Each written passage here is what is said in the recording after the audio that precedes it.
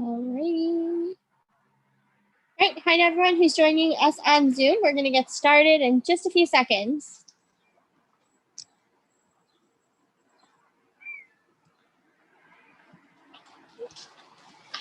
All right, Allison, you're on. Hi, I'm Allison Dehoney of Buffalo Go Green and Urban Fruits and Veggies, and welcome to our greenhouse. Where are we right now? Whereabouts are we? We are on Glenwood Avenue between Jefferson and DuPont on Buffalo's east side. Great. Tell us a little bit about yourself, Allison. Sure. So about 6 years ago, I left corporate and decided I wanted to have an urban agriculture business. So I started Urban Fruits and Veggies and Buffalo Go Green. We're a public-private partnership. And we've been farming at this location ever since.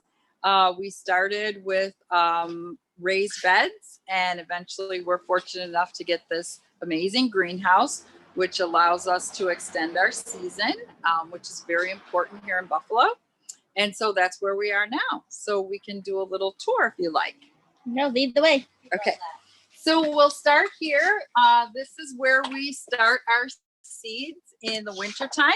So in February, we start filling up our seedling trays and we put our seeds in and we line this up. And at night, we close it all up and we turn on our heater. If you look up there, you can see that our greenhouse is heated. And that allows our seeds to get started with lots of heat and some sun and a little coolness.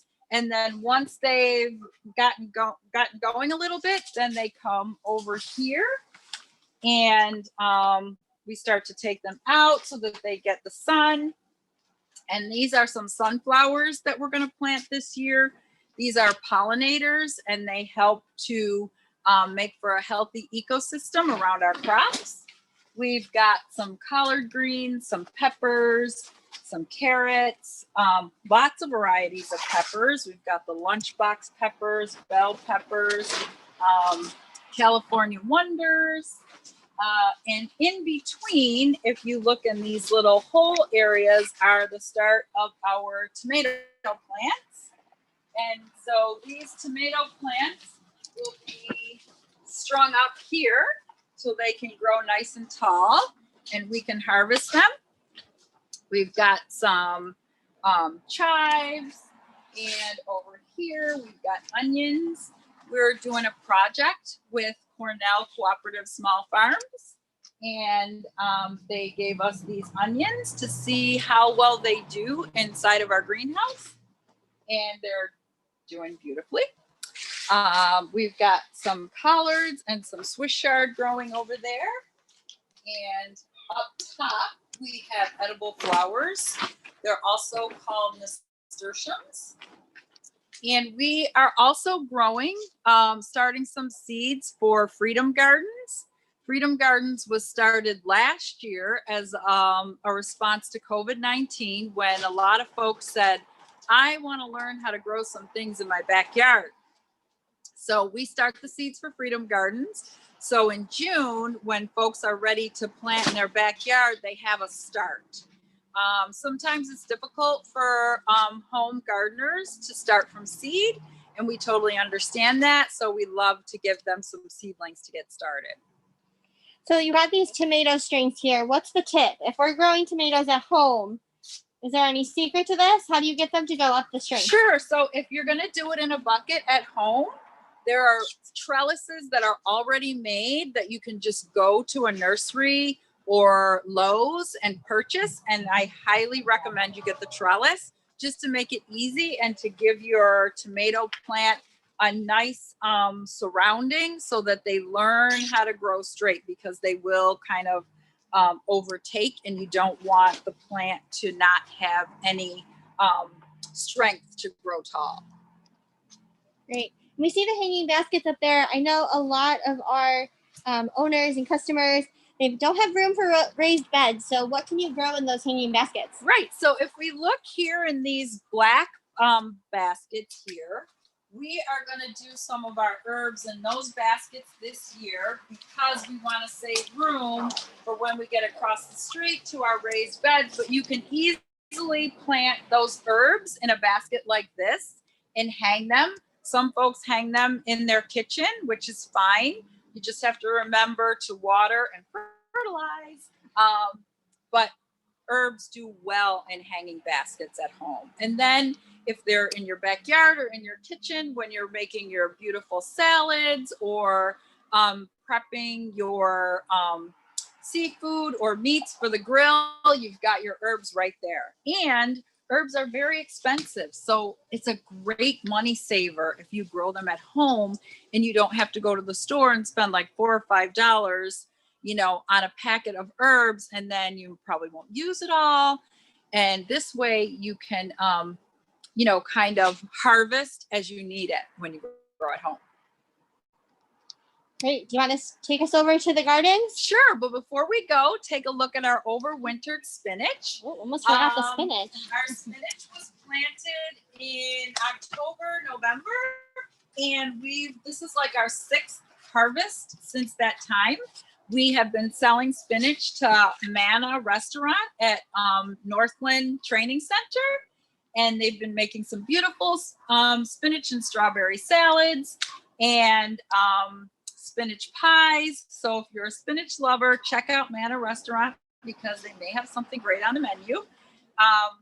We've also been donating it to, there's a free fridge at Jefferson and Ferry. So sometimes there are bags of spinach in there, and we have been sharing it with our neighbors and our family and our friends. Perfect. Okay. All right, a little bit of a road trip. So if you're watching along, feel free to use this time to ask any questions that you might have.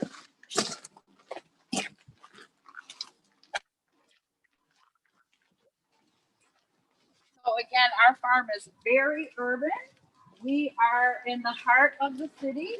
That's Jefferson Avenue to the right. And this is a residential street, but again, we're in the heart of the city.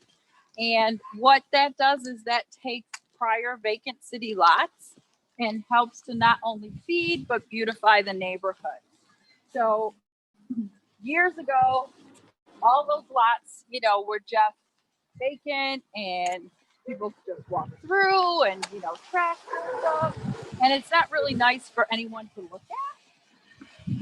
So we do a flower bed to the entrance of our farm. So right now our tulips are coming up, but in the summer we'll have our canna lilies and our zinnias, which folks have told me that they drive past just to see the flowers and to see what's growing over here. Sometimes they will drive out of their way just to come and take a visit. So this is our 30 raised bed farm. And right now, what we have are cover crops. Again, this is a project with Cornell Cooperative Extension Small Farms. And what cover crops do is they help your soil can get depleted, and that reduces the nutrient content in your vegetables.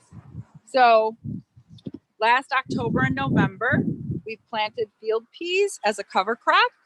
And this is a practice that's usually done in traditional farming where there's acres and acres of land.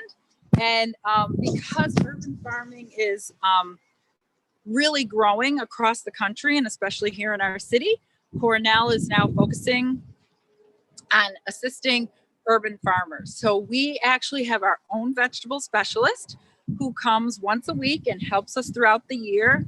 They check for disease. They give us tips on how to make our crops really healthy. And if we have any issues, they're always there to help us. So we did this cover crop to replenish the soil because we've been planting in this raised bed for several years now. And what's going to happen is maybe in the next 30 days or so, we will cut all this down, till it back into the soil, and transplant our seedlings that we just looked at in the greenhouse into these raised beds. So this is, and what we did was we took soil sample before this was planted, and tomorrow Cornell will be out to take another soil sample to see if the cover crop had any impact on our soil health. So that's something that backyard growers can also keep in mind. If you have a raised bed, or even if you have are planting regularly in your backyard, you might want to take some time to do a cover crop to replenish your soil. So this is a practice that, like I said, traditionally was for large scale farming, and now it's for urban farmers, and we suggest it even for backyard growers. Great. So, like I said, everything that's in the greenhouse will eventually make its way out here. Traditionally, we use a few beds for herbs, but because we have more markets this year and there's such a demand, we need to reserve our beds for our other crops. So we're going to put our herbs back here on really nice herb tables. So they're just pallets. Fancy. I feel like people can definitely DIY this. So we're gonna turn these over, and these will have all of our herbs along here for this year. Probably the best smelling spot in the city. Yes, it will be. Now we get all of our soil and our fertilizer from outside of the city. We don't plant or touch any of the soil in the city because we're just not sure of the history.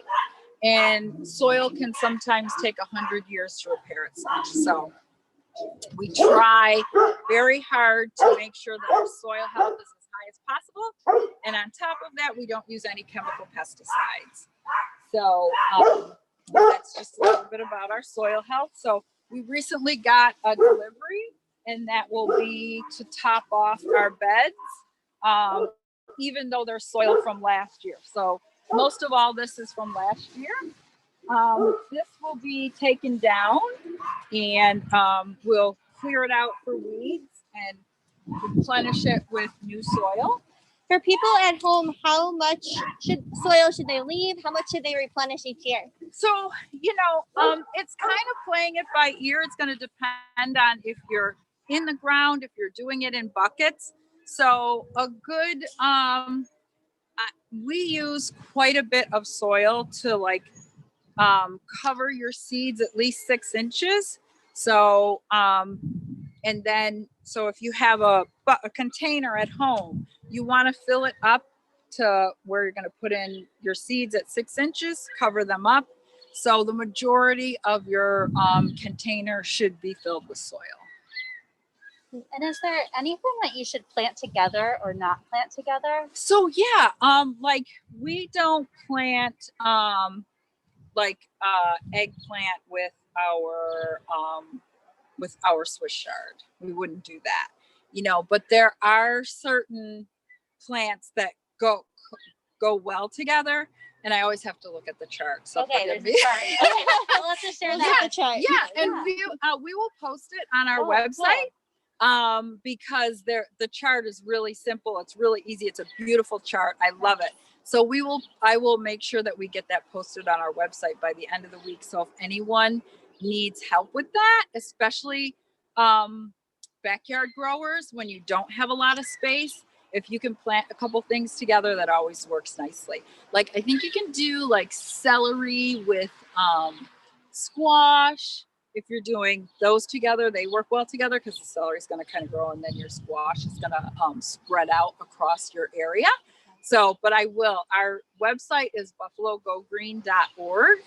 So check there for our what you can plant together. And also what we will post is the Western New York growing schedule, so that folks know when strawberries are in season, when asparagus is in season, and you try to make sure you get it either from your local market or your farmer's market or your mobile market when it's in season, because a lot of times I have folks ask me for peaches in October.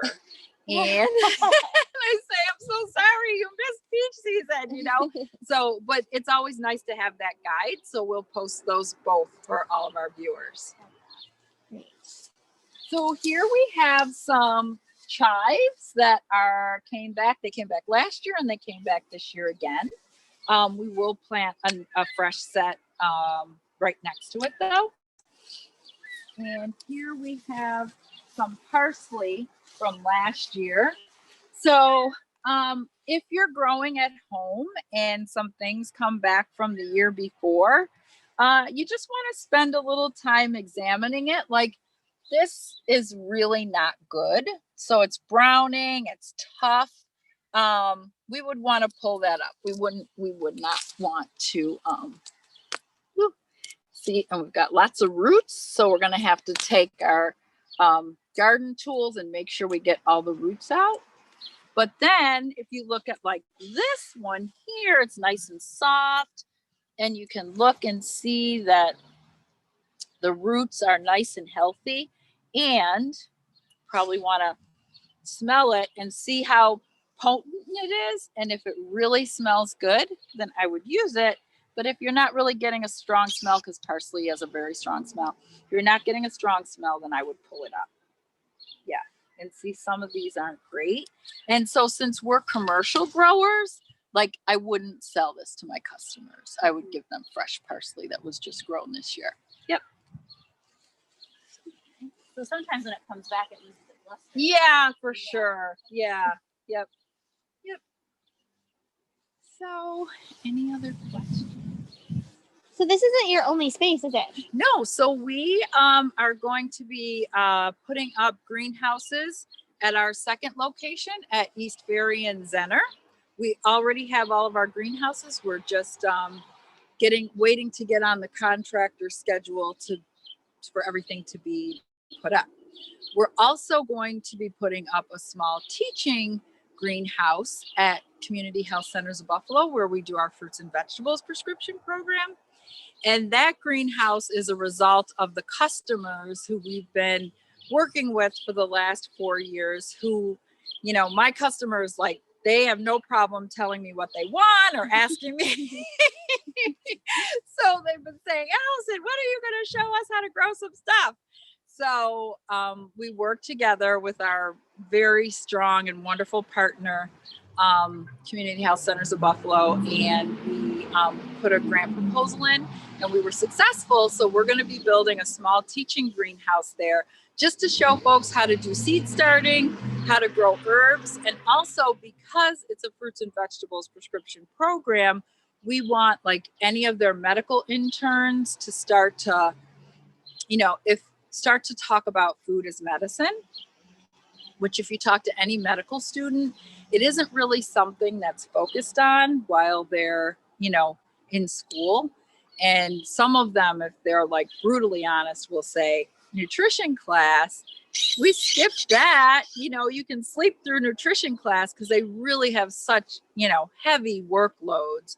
So, so we hope that folks will start to understand that food is medicine, and that's what the fruits and vegetables prescription program is all about.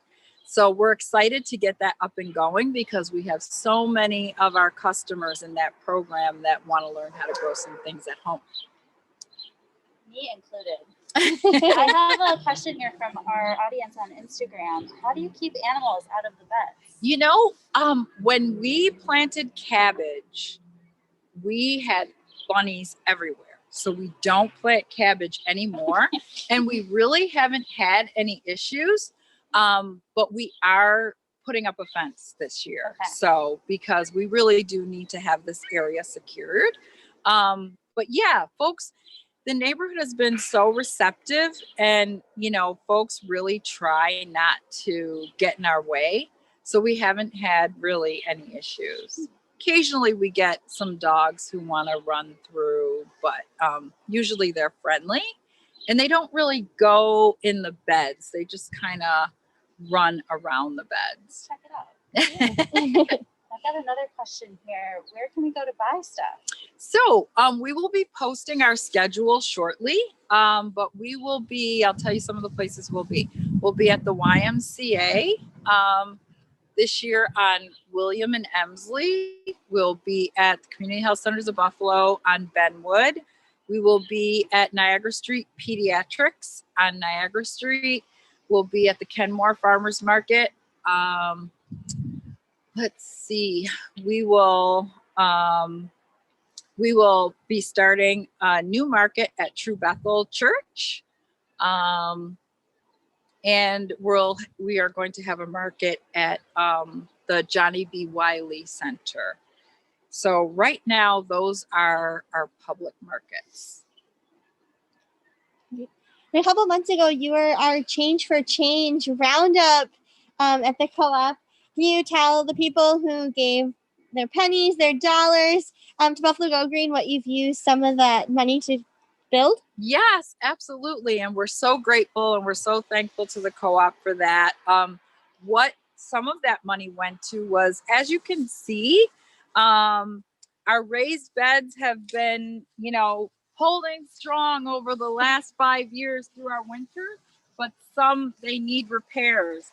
So we purchased the lumber to go through, and we're starting back here, and we work forward to go through and repair some of our beds. And if anyone knows anything about lumber, the prices are increasing weekly. So it was a great help, because even to get the lumber to repair the beds was very expensive. So we're so appreciative of that. And then some of the other funding went to outfit some of the supplies in the greenhouse that you saw, like seedling trays and bags of fertilizer until we go out to Eden and get our full load of organic fertilizer. Hand tools. There's just a lot of supplies that are needed to keep things going. And the rest of the funding will be to duplicate what's outfitted in this greenhouse on Zenner, because even though we'll have 5 greenhouses there, we'll need one main greenhouse to work from. And so we'll need to build the seedling tower. We'll need to put the raised beds in. We'll need to fill them with soil. We'll need more seedling trays, and we'll need more hand tools over there. So that's what the balance of the funding will go for. That's so exciting. Can we stop back and visit you in the summer when things are growing? Absolutely, you sure can, for sure. Great. Do you have any more Instagram questions? No more questions from Instagram. All right. Well, if you have any questions, you can send them directly to Buffalo Go Green. You're on Facebook, Instagram. Mm-hmm. Yep, you can send it to info@Buffalo Go Green. But yes, we are on Facebook. We are on Instagram. So please email us, contact us with any questions or interest or concerns.